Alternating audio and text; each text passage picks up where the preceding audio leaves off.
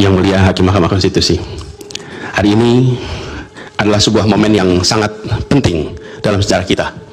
Kami berdiri dengan penuh rasa hormat di depan Mahkamah Konstitusi untuk menyampaikan sebuah situasi yang mendesak dan kritis, serta memerlukan pertimbangan mendalam dan keputusan yang bijaksana.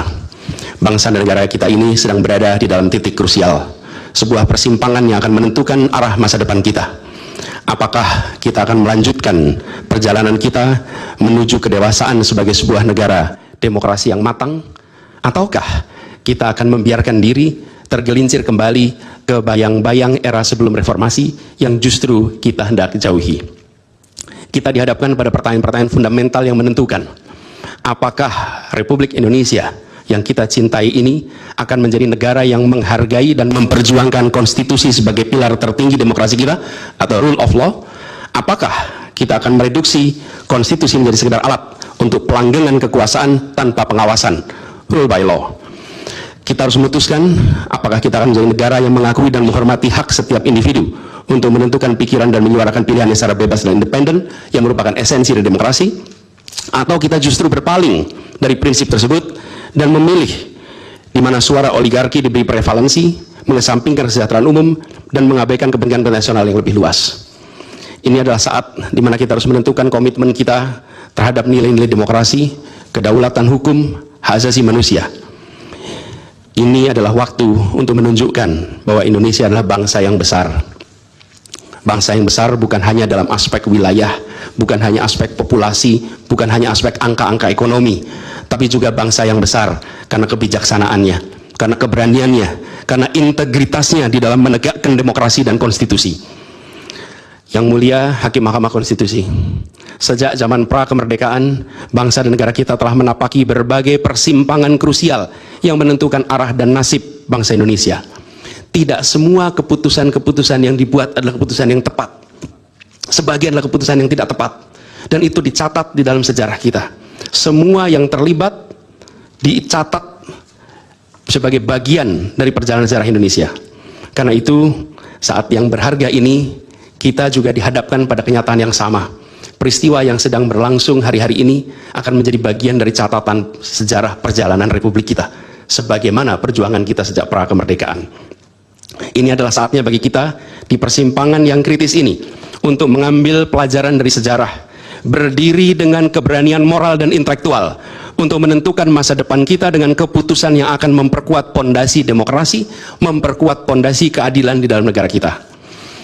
Yang Mulia Hakim Mahkamah Konstitusi, kita telah menyaksikan berjalannya satu babak penting dalam demokrasi kita bulan lalu, yaitu proses pemilihan umum, yang angka suaranya telah diumumkan secara resmi oleh Komisi Pemilihan Umum. Tapi perlu kami garis bawahi dan kita semua sadari bahwa angka suara tak mutlak menentukan kualitas dari demokrasi. Tak otomatis mencerminkan kualitas secara keseluruhan. Setiap tahapan proses pemilihan, mulai dari persiapan awal hingga pengumuman, haruslah konsisten dengan prinsip-prinsip kebebasan, kejujuran, keadilan.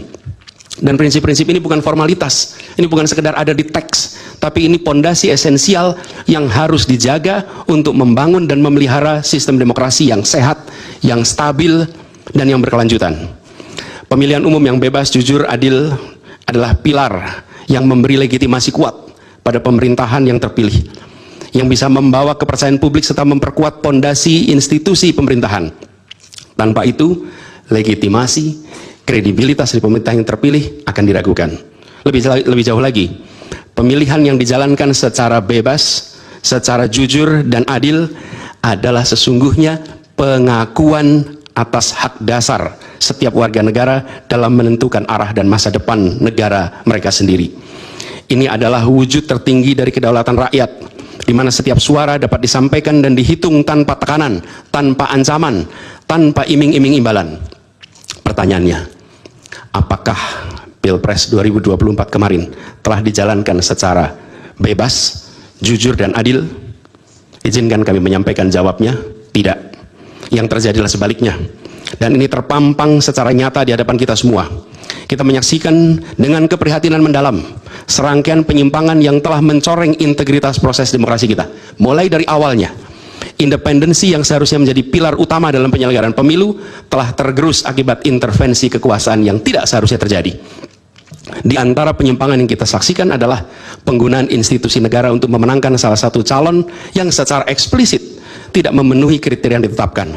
Terdapat pula praktek yang meresahkan, di mana aparat daerah mengalami tekanan, bahkan diberikan imbalan untuk mempengaruhi arah pilihan politik, serta penyalahgunaan bantuan-bantuan dari negara, bantuan sosial yang sejatinya diperuntukkan untuk kesehatan rakyat, malah dijadikan sebagai alat transaksional untuk memenangkan salah satu calon.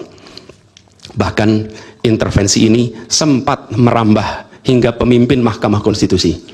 Ketika pemimpin Mahkamah Konstitusi yang seharusnya berperan sebagai jenderal benteng pertahanan terakhir menegakkan prinsip-prinsip demokrasi terancam oleh intervensi, maka pondasi negara kita, pondasi demokrasi kita berada dalam bahaya yang nyata. Lebih jauh lagi, skala penyimpangan ini tidak pernah kita lihat sebelumnya, Yang Mulia. Kita pernah menyaksikan penyimpangan seperti ini di skala yang kecil, pilkada, populasi kecil, tapi dalam skala yang amat besar dan lintas sektor baru kali ini kita semua menyaksikan. Karena itulah nanti izinkan kami nanti melalui tim hukum nasional dan Timnas Amin akan menyampaikan seluruh argumen dan bukti-buktinya atas penyimpangan dan pelanggaran kepada Yang Mulia Majelis Hakim Mahkamah Konstitusi ini. Kami, waktunya 2 menit lagi. Yang Mulia Hakim Mahkamah Konstitusi yang kami hormati, kami muliakan. Apa yang kita saksikan ini bukanlah peristiwa biasa. Ini adalah titik klimaks dari sebuah proses yang panjang. Penggerogotan atas demokrasi, di mana praktek-praktek. Halo teman-teman, berjumpa bersama saya di Politik Dangi ya.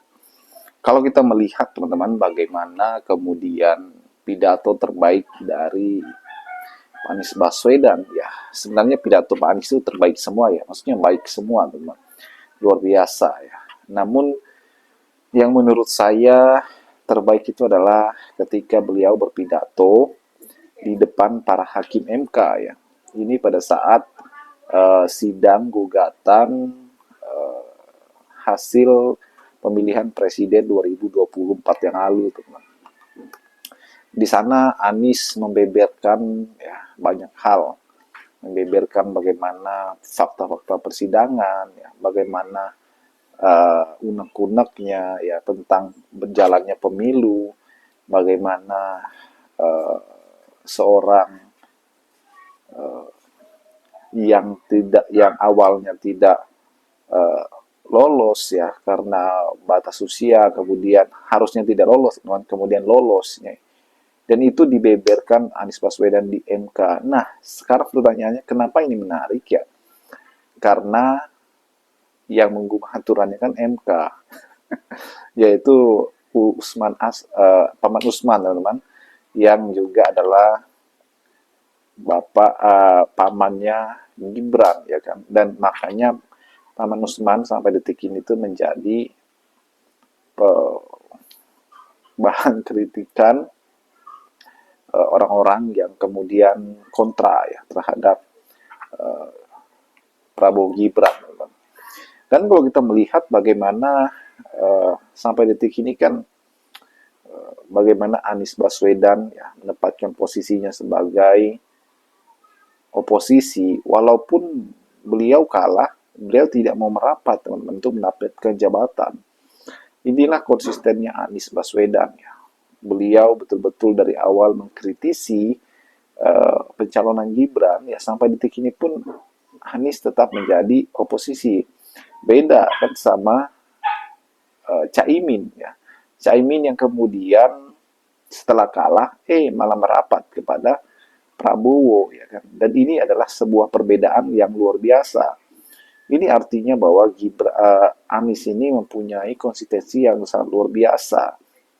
Apa yang dia ucapkan di gedung MK ya sampai detik ini pun menjadi pegangannya ya. Dan itu sangat bermartabat sekali teman-teman, karena beliau pegang perkataan-perkataannya.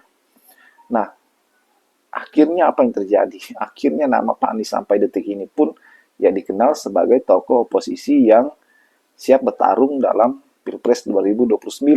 Bagaimana menurut kalian?